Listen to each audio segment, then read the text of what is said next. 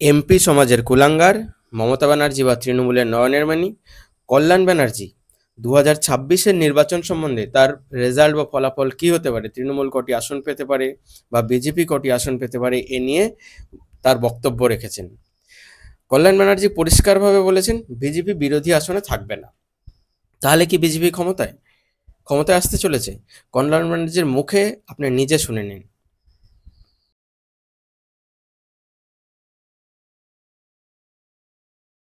আমাদের যে প্রধানমন্ত্রী আছে, এরকম আনসাকসেসফুল প্রধানমন্ত্রী, ব্যর্থ হোম মিনিস্টার ভারতবর্ষ কখনো দেখেনি।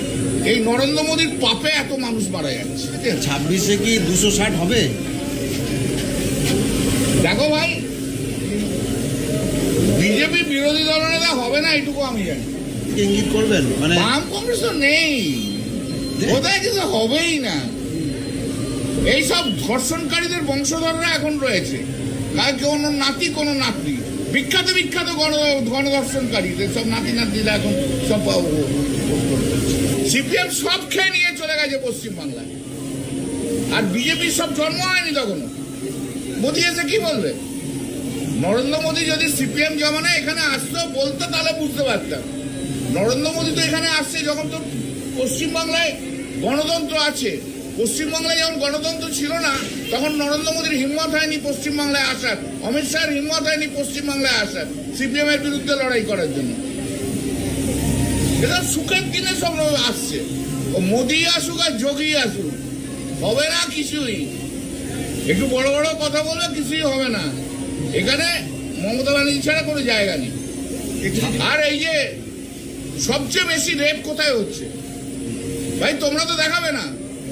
সবচেয়ে বেশি রেপ তো উত্তরপ্রদেশে হচ্ছে, সবচেয়ে বেশি রেপ তো দিল্লিতে হচ্ছে। প্রতিদিন গড়ে দিল্লিতে 4টে করে রেপ হয়। নরেন্দ্র মোদী কি করে? অমিত শাহ কি করে? ডেলি উত্তরপ্রদেশে 3-4টে করে রেপ হচ্ছে, গণধর্ষণ হচ্ছে। উত্তরপ্রদেশে গণধর্ষণ করে, একজন মহিলাকে গণধর্ষণ করে তারা জেলে গেল, 10 দিনের মধ্যে বেল পেয়ে গেল। সে বেল পাওয়া যাওয়ার পর আসছে। আমি শুনছিলাম যে দীপশিতা দল নাকি বড় বড় কথা বলছে আমার বিরুদ্ধে। তা বলুন ম্যাডাম, কোনো অসুবিধা নেই ম্যাডাম, হেরে গেছেন, জামানত বাজেয়াপ্ত হয়ে গেছে, গায়ে তো জ্বালা আছে, তো এত বড় বড় যে কথা বলছেন ম্যাডাম। কানাইপুরে যে ডিফেন্ড ডাম মহিলাটা রেপ হলো, তখন তো একবার এলেন না?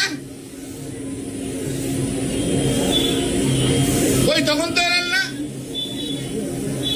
আপনার একটা রাগ আছে আমি জানি আমার। আর এটাকে পাপিয়া অধিকারী না কি আছে না, ফিল্মস্টার না কি আছে, সে নাকি আমাকে বলে যে ল্যাম্প পোস্টে বেঁধে মারবে। তা কোনখানে মারবেন আপনি বলুন না? ল্যাম্প পোস্টটা কলকাতা শহরে বসে, বাড়ির ভেতরে বসে এয়ার কন্ডিশনে বড় বড় বিপ্লব দেখানো যায়। এই যে দীপশিতা ধর, এই যে পাপিয়া অধিকারীর মতো মহিলারা কবে কোন মহিলার পাশে এসে দাঁড়ায়?